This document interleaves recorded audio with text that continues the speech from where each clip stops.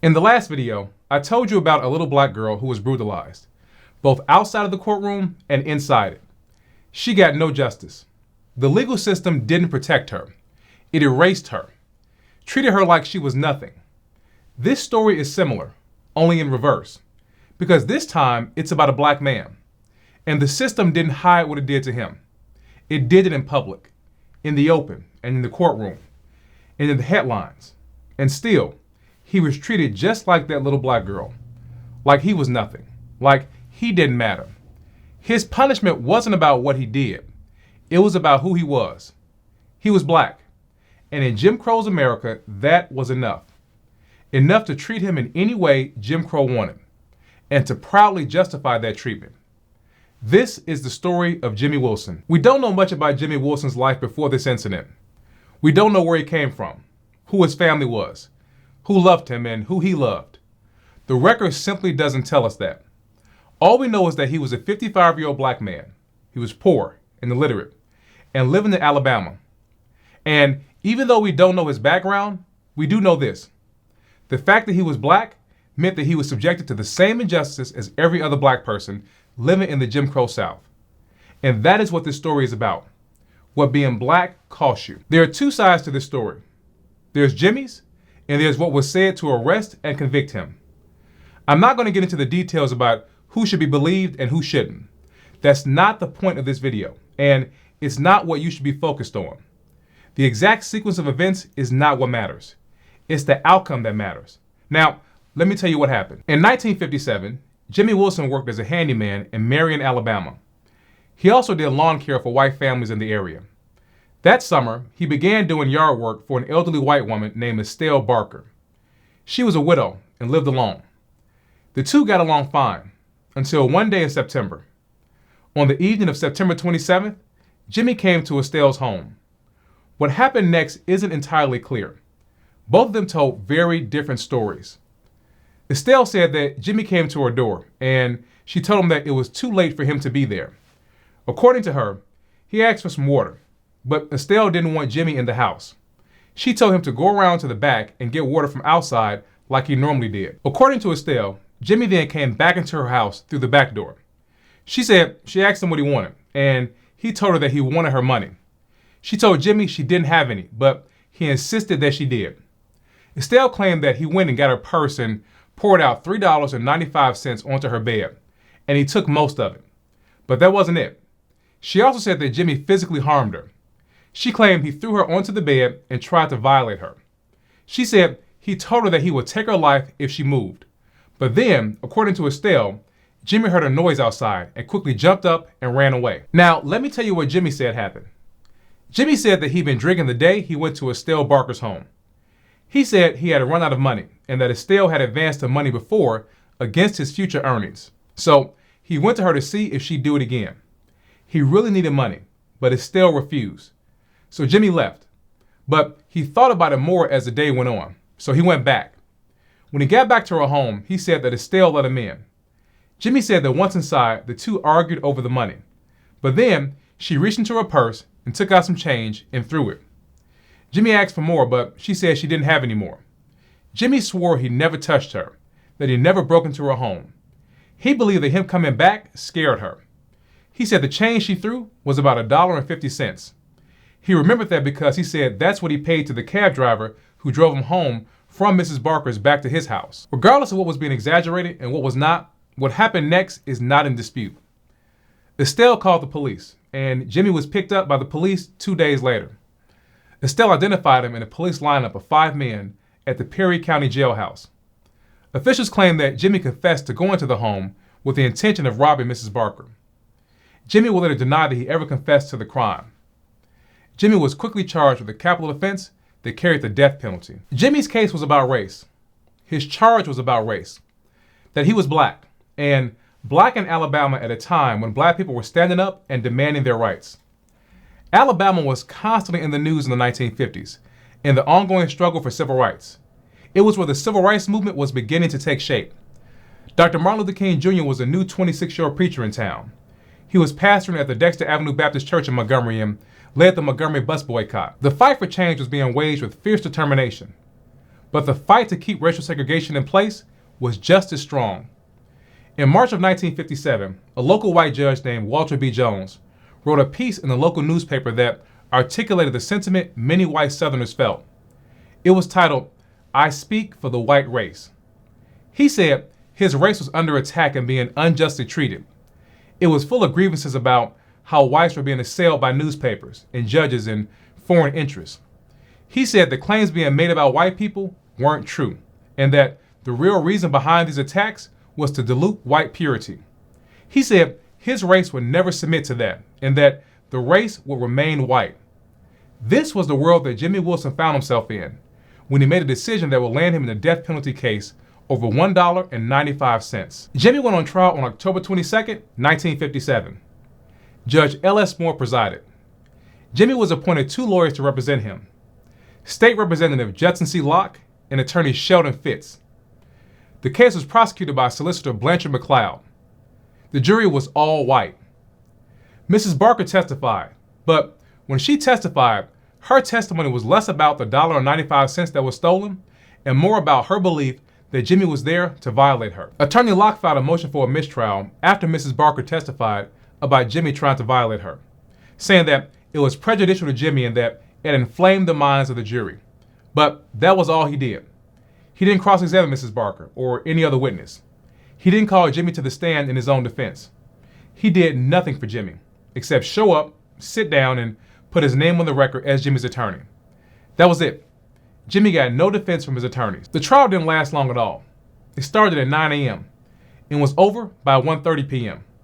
The jury took less than an hour to come back with their verdict. Guilty as charged, for the official charge of robbery, and guilty of the charge that was never filed, touching a white woman. Jimmy was immediately sentenced to death. He was to die by electrocution on January 10, 1958. Jimmy became just the 4th person in Alabama history sentenced to death for robbery. And he also became the 4th black person sentenced to death for robbery. Because in Alabama, that penalty was reserved exclusively for black people. Jimmy's case was immediately appealed, but he had no luck there. The Alabama Supreme Court found no sympathy in his argument that he had been prejudiced by Mrs. Barker's testimony. In June of 1958, the court upheld his conviction and his death sentence. The court said that his trial had shown that there was no unfairness at all. After Jimmy's appeal was denied, his lawyers came off the case. That's when a young black lawyer in Alabama named Fred Gray stepped in to help. Jimmy's brothers hired him, hoping he could save their brother. I could literally talk about Attorney Gray for hours. His contributions to advancing civil rights for black people is unmatched. He represented Claudette Colvin, the black teenager who refused to give up her seat before Rosa Parks. He would later represent Mrs. Parks and also Dr. King and countless other black people in the fight for civil rights in Alabama. By this time, Jimmy's case was beginning to get attention. The shocking nature of his charge and penalty, combined with everything happening in Alabama during the civil rights movement, made it a headline. And Attorney Gray was working on Jimmy's case, but he didn't have the backing of the NAACP like he normally would. And it wasn't because the NAACP didn't believe in Jimmy's case. Thurgood Marshall and other talented black lawyers couldn't help Jimmy. In 1956, the state of Alabama had taken an unusual step. It banned the NAACP from operating in the state. Alabama claimed that the NAACP wasn't properly registered with the Secretary of State. But this wasn't about paperwork. Southern states had used the same tactic as retaliation for the NAACP's organizing and legal victories for black people. Louisiana, South Carolina, Georgia, and Texas had all done the same thing, and it greatly hampered the NAACP's ability to step in and support court cases that were critical for the fight for civil rights and racial justice. And that's when Dr. Martin Luther King Jr. stepped in to help. After the success of the bus boycott, Dr. King and the Montgomery Improvement Association, which was the organization formed to lead the boycott, used its financial resources to support community projects and court cases in Alabama. The MIA gave money to support Jimmy's case. It also gave money to support Jeremiah Reeves, who was a black teenager who was arrested at age 16 and put to death in 1958 for allegedly attacking a white woman many believe was having an inappropriate relationship with Jeremiah. I covered his story in another video, and I encourage you to watch it if you haven't already. It's a fascinating story about how the injustice this black teen faced helped to inspire and in many ways sparked the modern civil rights movement. After taking over Jimmy's case, Attorney Gray immediately got to work. He filed a request with the Alabama Supreme Court to rehear Jimmy's appeal, but that request went absolutely nowhere.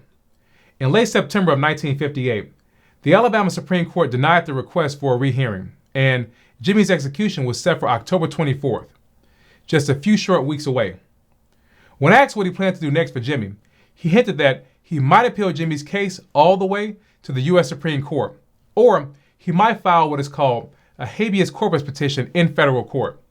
That's a proceeding where you allege that someone is being illegally held. Local papers heard this and ran with that story. But Attorney Gray did not file an action in federal court.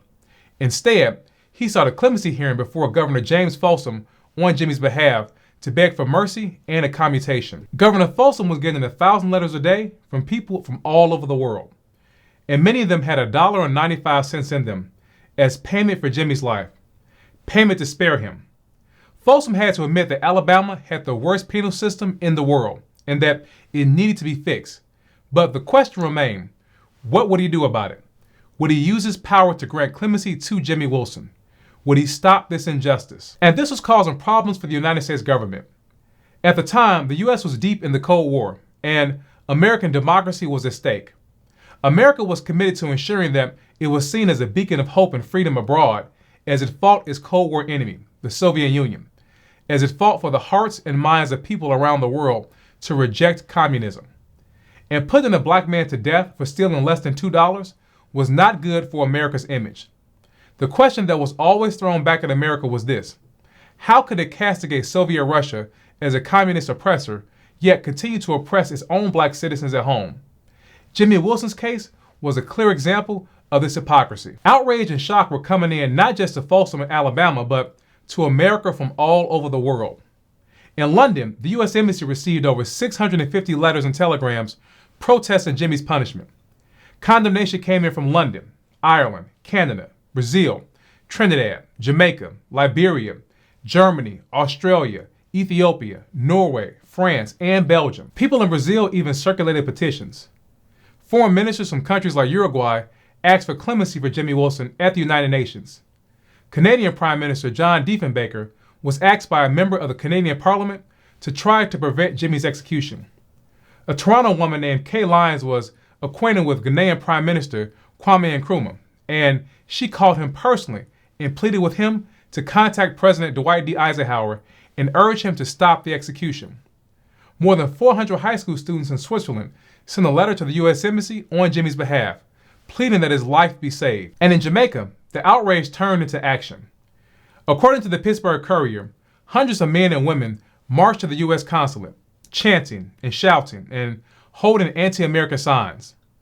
One of their chants said that if Jimmy Wilson goes to the electric chair, no American white man nor woman can remain in Jamaica. The march came just days after a mass meeting where thousands of people gathered to protest the case. This wasn't just a local story. It had become a global crisis, and the world was letting America know, we see you. We see how you treat your black citizens.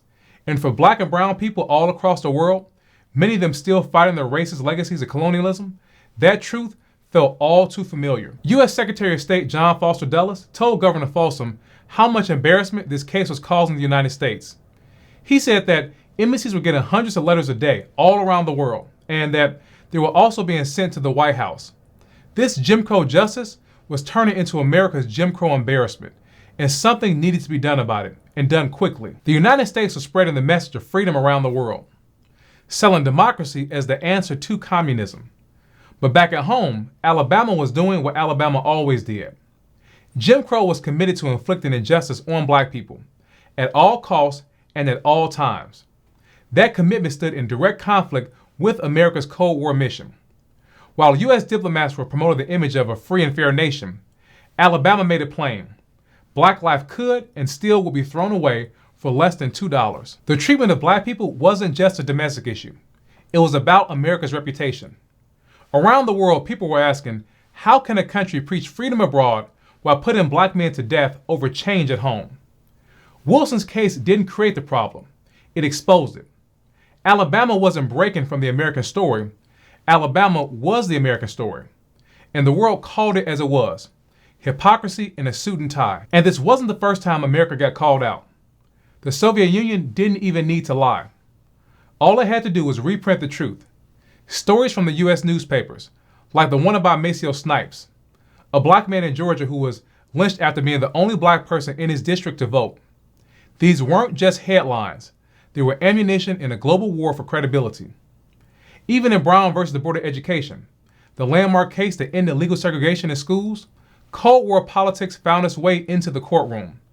The State Department gave input to the Justice Department, urging them to frame segregation not just as a moral failure, but also as a diplomatic risk. Because if the U.S. didn't confront its racism, it risked losing the very thing it was trying to sell to the world, and that was freedom. Now, I don't want us to rush through this story, because there's an element we haven't talked about. Jimmy. We've talked about Jimmy's case, but not Jimmy Wilson. Everyone was talking. The press was printing headlines. The letters were pouring in. Politicians were scrambling to fix this diplomatic damage. But who was talking about Jimmy? So I ask again, what about Jimmy Wilson? He was the one sitting on death row. He was the one they wanted to strap down and electrocute. He was the one who woke up every morning not knowing if that would be the day they flipped the switch on him. Here he was, a 55-year-old black man, poor, illiterate, alone, facing death over $1.95. Yes, the world was speaking out, but Jimmy was the one whose life was hanging in the hands of people who had never cared about black people before. And while the calls and the letters and the headlines were nice, they were no guarantee. They were no solace, no hope. Because if you were black in the Jim Crow South, hope was no comfort. Hope wouldn't keep you from being lynched. The truth is that Jim Crow could not be shamed or embarrassed. He did not care. He had no moral compass. His guiding post was injustice. Injustice against black people. That's what he thrived on. That's what he lived for. I know the thought that went through Jimmy's mind every day inside that Jim Crow nightmare. I don't want to die. I know because he said it. While on death row, Jimmy gave an interview to a reporter from Toronto named Marty Goodman. He told him what happened. He said he never broke into Mrs. Barker's home, never touched her. And after telling his side, he said these words, "I'm telling the truth. I don't want to die." This was the man Jimmy Wilson talking, not the headline, not the protest letter. This was the man, living the nightmare, while others just wrote about it. Jimmy's execution date was set for October 24th, 1958. Fred Gray set out to see if Governor Folsom would grant clemency. He asked for a clemency hearing, and Folsom, eager to end this international embarrassment, quickly agreed. Jimmy was brought to the hearing. The governor wanted to see him and hear from him personally. At the hearing, the prosecutor who sent Jimmy to death row, Blanchard McLeod, he showed up. He objected to Jimmy being granted clemency. He said that Jimmy didn't get a chance to violate Mrs. Barker, but he had planned to do it. He said Jimmy's case was the most vicious, most heinous, and most contemptible crime that a man was capable of. He wanted Jimmy to die for stealing $1.95. Attorney Gray told the governor the truth. He said that if Jimmy had been a white man, he would have never been given the death penalty. He said this was a result of a prejudiced jury. And he told the governor that America's prestige, as well as Alabama's, had to be protected abroad. Governor Folsom asked Jimmy a few questions, and after a half an hour, he ended the hearing. Jimmy awaited the governor's decision, and on September 29th, 1958, Governor Folsom announced it. At a news conference, Governor Folsom read a prepared statement. He said that after careful consideration, he believed that Jimmy should be given executive clemency. Jimmy would not die in the chair. His sentence would be reduced to life in prison instead. Jimmy would have to serve at least 15 years before he was eligible for parole. Now think about that. Not justice, not fairness, just image and reputation. That's what saved Jimmy's life. Not the truth, not the law, not even mercy, but damage control. America's reputation was saved by sparing this single black man. Never mind the millions of others who were still suffering. Governor Folsom notified Secretary of State Dulles of this decision, and with that, there was celebration for Jimmy all around the world. Jimmy Wilson was paroled from prison on October 1st, 1973, after serving 16 years. He was 70 years old. After that, we don't know what happened to him. No record of him has been found. We don't know what life he had or what he did after this. Don't know when he died. We only know this period of his life, a period filled with injustice and filled with pain. When Governor Folsom granted clemency to Jimmy Wilson, he didn't do it because it was right. He did it because America had been embarrassed. Harm had been done to the nation's image, and clemency was the cleanest way out of this, the only way to repair the damage. Listen to what I'm saying. The only way to save America's reputation was to do the just thing. And that means this: America, Alabama, and Jim Crow were perfectly fine doing the wrong thing. Perfectly fine sending a black man to the electric chair over $1.95. No shame there. In fact, that was just a Tuesday in Jim Crow's America. Black people were lynched in courtrooms, burned alive in front of thousands, towns burned, families wiped out. No shame there, as long as it was being talked about at home. At home, no one was outraged by the routine and mundane nature in which brutality was meted out on black people. Wrong was right in Jim Crow's America. But the second the outside world saw and complained about it, about what was going on, the moment the brutality came out of the shadows of comfort, America had a conscience. Not because it grieved what was done, but because it feared what had been seen. Justice had to be performed for the world. Black injustice was not good for American foreign policy.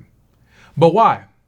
Why did it take international embarrassment for America to do the right thing by black people? The simple answer is because we were black. Because we were black, we were not deserving of freedom, not deserving of dignity, not deserving of justice. Luckily for Jimmy, international embarrassment saved his life, but it couldn't save the thousands of other black people who lived and died in injustice. Their names weren't in headlines, but their lives mattered just the same. Jimmy Wilson was never supposed to live. Not because of what he did, but because of who he was. He wasn't rich, he wasn't powerful, he wasn't white. He was a black man. He was poor, and that was enough.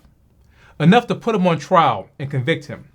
Enough to put him down like he was a dog, like he was nothing. But he was somebody.